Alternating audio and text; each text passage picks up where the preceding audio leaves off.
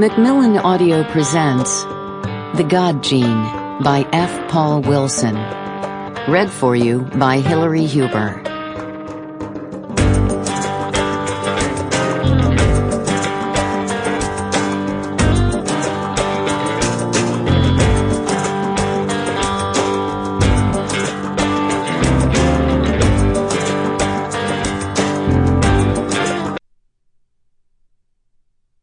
Then, Sunday, May 8th, Maputo, Mozambique. Amory Lafitte stared at the photo for a moment, then shifted his gaze to the man on the other side of the counter, the thin, thickly bearded Afrikaner who had handed it to him. He wore a slouch hat and a safari vest, trying to look like Indiana Jones, perhaps? Or perhaps not. Under the hat, his scalp was bare, and the outfit was practical in East Africa. Amory rubbed his prickly jaw. He used a stubble trimmer daily, set at the Jason Statham length of 0.4 millimeters. Women liked that. He kept his dark brown hair tied back in a short ponytail. Women liked that too, as long as it wasn't too long. He didn't let it reach past the base of his neck. His mother had been a not-too-dark Algerian from Oran, his father a somewhat white Marseillaise, leaving Amory's skin just light enough and his hair just straight enough to make both affectations work. This odd South African gave him a frisson. He'd heard talk of him, wandering both shores of the Mozambique Channel, from South Africa all the way up to Zanzibar and Tanzania on this side, and all along the west coast of Madagascar. And everywhere he went, he'd show his picture of a strange little primate to anyone who would look. Amory had never doubted that he eventually would show up here. In all the man's travels, he would inevitably run across someone who would say, "You're looking for an exotic animal? Go see Amory Lafitte."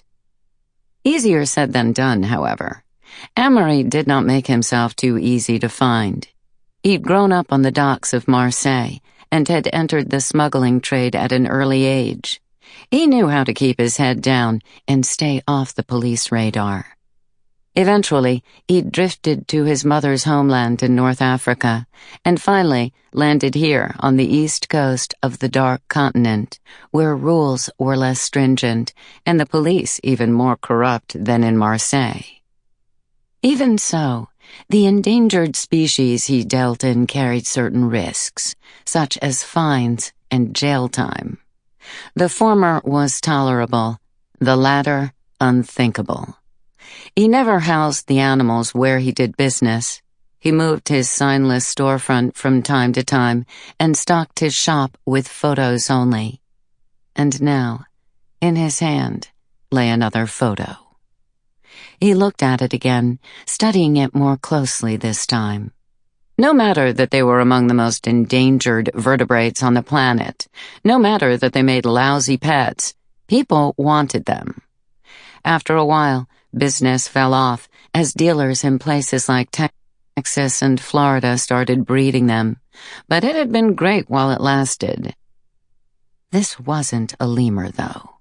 It lacked the bushy tail, more like a monkey. "I cannot tell this size from this," Amory said, angling the photo this way and that. He spoke English. He and this stranger had established in their first few sentences that this was their lingua franca. Martin Jukins spoke no French, negligible Portuguese, but excellent English. In addition to French and English, Amory spoke Portuguese, an absolute necessity for doing business in Mozambique, but no Afrikaans. "It weighs about 800 grams, Jukins said. Convenient weight. Nothing threatening about a monkey weighing less than a kilo. He looked again at those big blue eyes and that sad expression. He could sell a ton of these. $5,000 retail, $3,000 wholesale. Yes, he could move every one he laid his hands on.